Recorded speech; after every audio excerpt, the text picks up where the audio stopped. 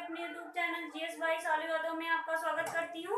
जैसा कि आप सभी को पता है कि इसके पहले हम लोगों ने प्राचीन इतिहास के प्रागैतिहासिक काल के बारे में पढ़ा था। आज हम लोग सिंधु घाटी सभ्यता के बारे में पढ़ेंगे, जिसे हम कांस्य युगीन सभ्यता भी कहकर पुकारते हैं। इसका दूसरा नाम इसे हड़प्पा सभ्यता या सैंधो सभ्यता भी कहकर जाना जाता है। तो सबसे पहले आज हम सिंधु घाटी सभ्यता में पढ़ेंगे कि इसकी खोज कब हुई, इसका काल, इसकी टाइमिंग क्या थी, इसका नामकरण कैसे दिया गया, इसका उद्भव कैसे हुआ, इसकी क्या विशेषता है, इसका विस्तार कैसे हुआ।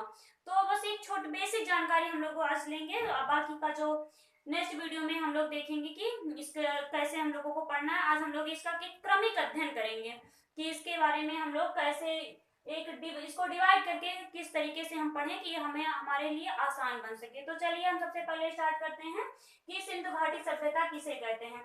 ये भारत की जो प्राचीन सभ्यता, मतलब विश्व की प्राचीन सभ्यताओं में से एक है सिंधु घाटी सभ्यता। जैसा कि आप सभी जानते होंगे कि जो विश्व की 4 सभ्यताएं हैं, जो मेसोपोटामिया की सभ्यता, नील की सभ्यता और मेसोपोटामिया की सभ्यता, चीन की सभ्यता, नील की सभ्यता, तो ये 3 और चौथी थी जो भारत की सभ्यता। जो ये 3 सभ्यताओं में से सबसे प्राचीन सभ्यता ये सिंधु घाटी सभ्यता को ही मानी जाती है। इसे सिंधु घाटी सभ्यता या सैंधो सभ्यता कहकर पुकारा जाता है। इसका नाम सिंधु घाटी सभ्यता का नाम इसलिए सिंधु घाटी सभ्यता का था क्योंकि इसकी जितनी भी घटनाएं हुई हैं, जो भी इस खोजकर्ताओं ने, जितने भी इस पे पुरातत्व वेदताओं ने पाया है कि मतलब ये सिंधु नदी के किनारे ही मिले हैं, तो इसीलिए इसे सिंधु घाटी नाम दिया गया। तो चलिए हम आगे इसके बारे में पढ़ते हैं, इसकी खोज कब और कैसे हुई। ये 1826 की घटना है, जब चार्ल्स मैसन पाकिस्तान का दौरा करते हुए, पाकिस्तान क्षेत्र का दौरा करते हुए वो हड़प्पा क्षेत्र में पहुंचे और उन्होंने देखा कि यहाँ पर कोई सभ्यता, उन्हें ज्ञात तो हुआ कि यहाँ पर कोई सभ्यता रही होगी, बट उन्होंने कोई गौर नहीं किया कि यहाँ पर कुछ है, इस पर कुछ ज्ञात, इस पर कुछ आगे कुछ शोध किया जाए। बस वहीं तक बात रहेगी। इन्हें कुछ सिर्फ ज्ञात किया कि हाँ यहाँ पर कोई सभ्यता रही होगी, बस उस पर उनका ध्यान उस पर नहीं गया। उसके बाद उन्हीं की एक पत्रिका थी नैरेटिव ऑफ जर्नीज। ये इस पत्रिका में इन्होंने इसके बारे में कुछ बेसिक जानकारी दी है। अक्सर आप लोग देखे होंगे कि ऑब्जेक्टिव क्वेश्चन में ये पूछा जाता है कि चार्ल्स मैसन ने 1826 किस वैज्ञानिक ने सर्वप्रथम बेसिक जानकारी दी थी, तो चार्ल्स मैसन ने नैरेटिव ऑफ जर्नीज पत्रिका में प्रकाशित की थी। उसके बाद आता है हमारा बर्टन बंधु का समय 1856 में, जब वहाँ ये पाकिस्तान के क्षेत्र में कराची से लाहौर तक जब रेलवे लाइन की जो रेलवे लाइन की पटरियां बिछाई जा रही थी, तो इन्हें कुछ गिट्टी और रोडों की जरूरत पड़ी। तो वो जब वहां पर खोदकर्ताओं ने जब वहां पर खुदाई की, तो उस टीलों के माध्यम से उन्हें कुछ ईंटों की प्राप्ति हुई, बट उन्होंने उन ईंटों का प्रयोग सड़कें बिछाने में कर दिया और उस तरफ बिल्कुल भी ध्यान नहीं दिया कि यहाँ कुछ रहा होगा, यहाँ कोई सभ्यता रही होगी। उससे जितने भी पुरातात्विक साक्ष्य मिले हैं, उसको उन्होंने सड़कें बिछाने के कार्य में लगा दिया। उसके बाद आ जाता है हमारा ये अलेक्जेंडर कनिंघम का समय, जिसमें 1853 से 1856 तक अलेक्जेंडर कनिंघम, जो हमारे पुरातात्विक साक्ष्य, वो पुरातात्विक वैज्ञानिक माने जाते हैं, वो कि अलेक्जेंडर कनिंघम, तो ये 1853 से 1856 तक लगे तो रहे उसके कि उस खोज में कि इसमें क्या है, इसकी सभ्यता क्या है, कैसे है, यहाँ पर क्या था, बट उन्हें कुछ ज्ञात नहीं हुआ और वो 1853 से 1856 तक लगे रहे। उसके बाद ये भी यहाँ से चले गए। उसके बाद आता है हमारा जॉन मार्शल का समय 1921 का। जॉन मार्शल, जिसे सबसे सर्वप्रथम जानकारी जैसे पूछा जाता है कि सर्वप्रथम जो पुरातात्विक साक्ष्य मिले खुद खोज करता, जो सिंधु घाटी की सर्वप्रथम खोज किसने की, तो 1921 में जॉन मार्शल ने की। किसके नेतृत्व में किया गया? जॉन मार्शल के नेतृत्व में। और जो ये है दयाराम साहनी, राखालदास बनर्जी। दयाराम साहनी ने हड़प्पा नामक सभ्यता की जानकारी दी थी और राखालदास बनर्जी ने मोहनजोदड़ो को। जैसा कि आप सभी को पता है कि ये जो ऑब्जेक्टिव क्वेश्चन पूछे जाते हैं, इसमें ये होता है कि सर्वप्रथम सिंधु सभ्यता की खोज किसने की, तो जॉन मार्शल ने 1921 में, और दयाराम साहनी ने हड़प्पा सभ्यता की खोज की और राखालदास बनर्जी ने मोहनजोदड़ो की। तो इनके नेतृत्व में ये दोनों सर्वप्रथम ये भारतीय खोजकर्ता हैं, दयाराम साहनी और राखालदास बनर्जी। इसके काल, इसकी टाइमिंग क्या थी, इसके काल क्या है।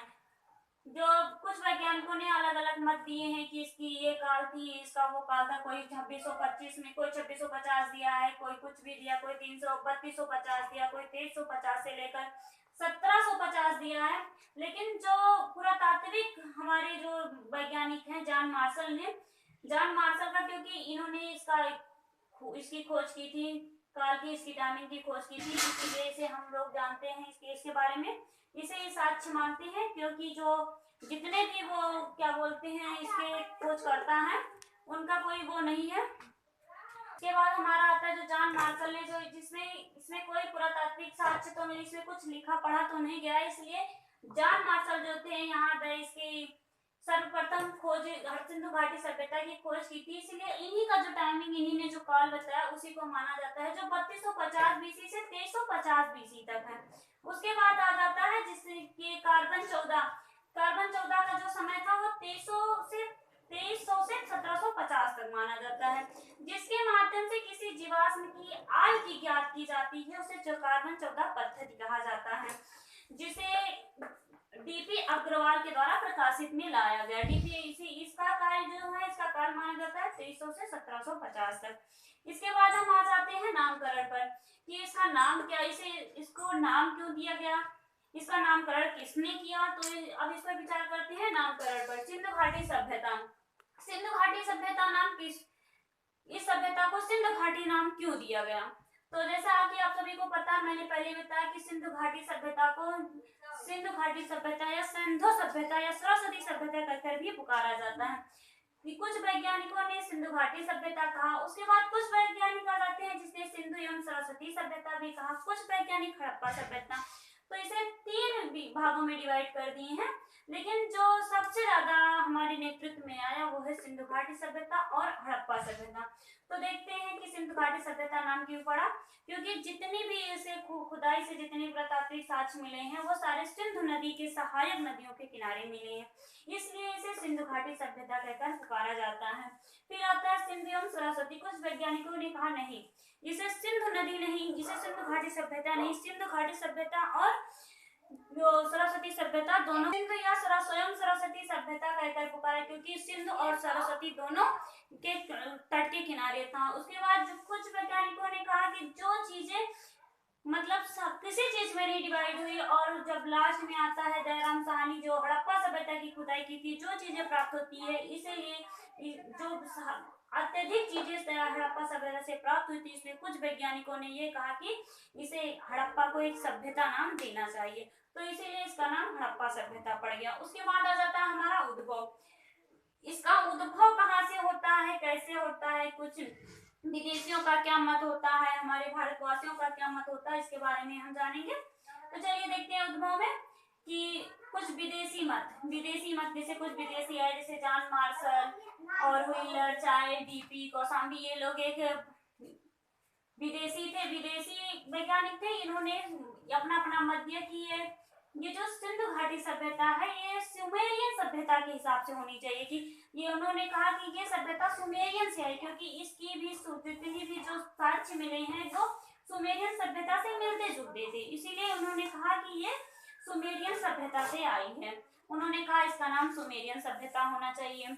बट कुछ वैज्ञानिकों ने कहा नहीं, ये स्थानीय मत होना चाहिए, ये द्रविड़ से आई है, क्योंकि हमारे जो कुछ भारतीय वैज्ञानिक और कुछ ब्रिटिश वैज्ञानिक थे, उन्होंने कहा कि नहीं, ये द्रविड़ जाति के लोगों ने इस सभ्यता को लाया है, राखालदास बनर्जी ने लिया। तो सबसे जो ज्यादा इंपॉर्टेंट, ज्यादा मोस्ट क्वेश्चन बनते हैं यहाँ से कि स्थानीय मत को द्रविड़ ने प्रकाशित में लाया।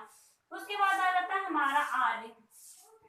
कुछ वैज्ञानिकों ने कहा कि ये आर्य सबसे पहले आए। तो अगर ऐसा होता कि आर्य सबसे पहले आए होते, कि आर्यवंशी सभ्यता जो थी वो सबसे प्राचीन सभ्यता थी, तो क्यों वो छप्पर का ये झोपड़ियों में क्यों रहते, क्यों ना वो ईंटों का घर बनाकर, ईंटों का टीला बनाकर रहते, क्योंकि जो ये सिंधु घाटी सभ्यता है इसमें लोग एक ग्रामीण ना होकर ये नगरीय सभ्यता थी, इसे नगरीय सभ्यता कहकर पुकारा, ये नगरीय सभ्यता के नाम से जाना जाता है। इसमें पक्की नालियों के नालियां बनी होती थी, पक्की ईंटों के घर बने होते थे।